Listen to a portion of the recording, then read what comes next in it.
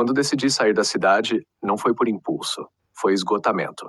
Depois de anos vivendo sob a pressão de prazos, barulhos urbanos, notificações incessantes e um sentimento constante de urgência, algo em mim quebrou. Talvez não tenha sido uma quebra, talvez só tenha sido o som da minha paciência se desfazendo em silêncio. Encontrei uma casa antiga numa zona rural do Pará, a umas 2 horas de Marabá. Era simples, mas tinha o que eu precisava: telhado firme, água encanada e o tipo de sossego que parece pesado no começo, mas vai se tornando reconfortante. Fiquei sabendo dela por um tio distante que herdara a propriedade, mas nunca quis morar ali. Aceitou me vender por um preço simbólico, desde que eu mesmo me responsabilizasse por manter o lugar. A primeira noite foi estranhamente confortável. Havia silêncio, um silêncio de verdade. Sem carros, sem vizinhos, sem sirenes ou televisão. Só o som do vento passando pelas folhas e o canto distante dos sapos no brejo. Me senti parte de algo mais amplo, como se tivesse voltado no tempo.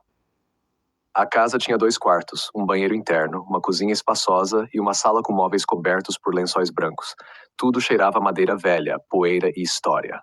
Levei dias para limpar tudo, mas fiz com gosto. Cada canto parecia revelar um detalhe diferente. Um prego antigo numa viga, uma marca de faca numa mesa de madeira, uma tranca enferrujada presa por dentro de um armário.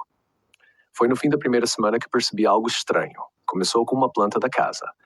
Encontrei os papéis numa gaveta esquecida da escrivaninha do quarto de hóspedes. Eram plantas antigas, desenhadas à mão. Mas havia uma diferença gritante. No desenho, a casa tinha 3 quartos.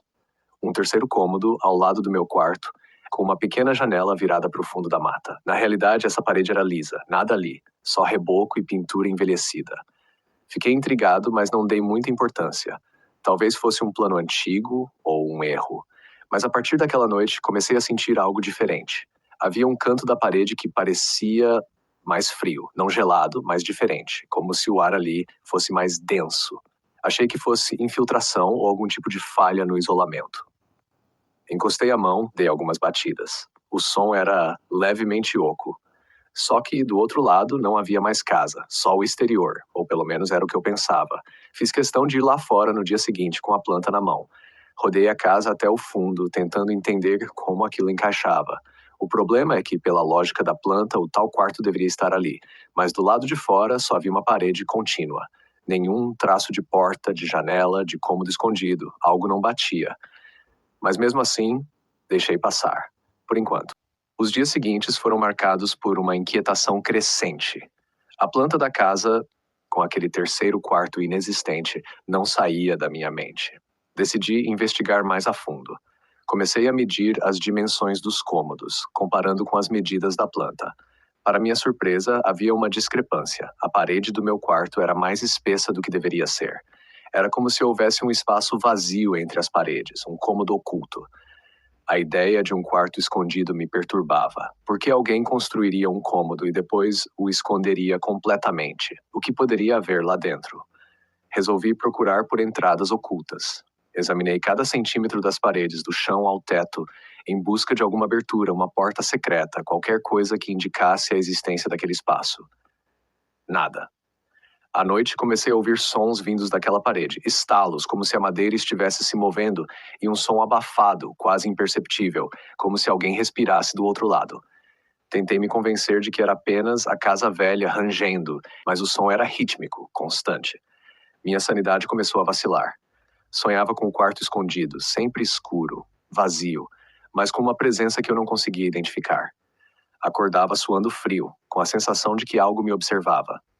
Um dia, ao mover um armário antigo encostado na parede, percebi uma diferença na textura da madeira. Batendo levemente, ouvi um som oco. Havia algo ali. Com ferramentas, comecei a remover a madeira cuidadosamente, revelando uma porta antiga, sem maçaneta, selada com tábuas pregadas. O coração disparou. Aquela era a entrada para o quarto oculto. Demorei 2 dias para reunir coragem. Durante esse tempo, a casa pareceu mudar. Não fisicamente, mas na atmosfera. O silêncio agora tinha peso.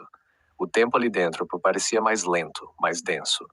A luz do sol entrava pela janela como se fosse filtrada por uma camada invisível. A energia do lugar mudou. E eu senti isso no corpo, como quem sente a aproximação de uma tempestade. Na manhã do terceiro dia, removi os últimos pregos que selavam a porta.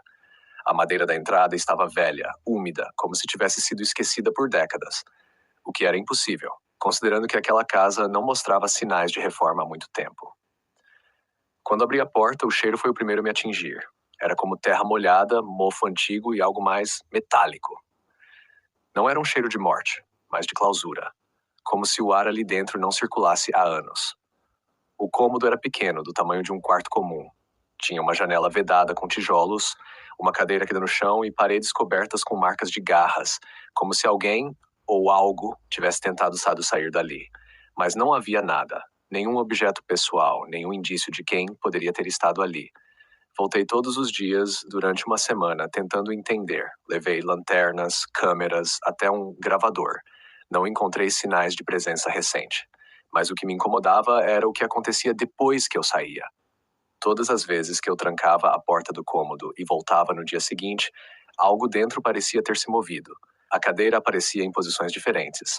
A poeira no chão mostrava marcas que não estavam ali antes. E certa vez encontrei a porta apenas encostada, embora eu tivesse cravado 2 pregos antes de ir dormir. Não contei nada a ninguém, porque eu já sabia o que diriam. Que era estresse, imaginação, solidão, que meu cérebro estava criando coisas para ocupar o vazio. Talvez estivessem certos. Mas então, uma manhã, ao acordar, encontrei uma planta diferente da casa debaixo da minha cama. Era feita à mão, como a anterior, mas nela constava um novo cômodo, um quarto, ao lado daquele que eu havia descoberto. E a planta estava assinada com o meu nome, uma letra idêntica à minha, mas tremida, ansiosa, datada para 3 dias no futuro. Fui embora naquele dia. Não fechei a porta do quarto, não tranquei nada. Só carreguei uma mochila e fui até a estrada, onde pedi carona até a cidade mais próxima. Deixei a casa como estava, e nunca mais voltei. Mas às vezes, quando estou sozinho, em silêncio, sinto que falta algo nas paredes do lugar onde estou, como se houvesse mais espaço do que deveria. E nas madrugadas em que acordo de repente, ouvindo um leve estalo atrás da parede do meu quarto, me pergunto: quantos cômodos existem que a gente nunca percebeu?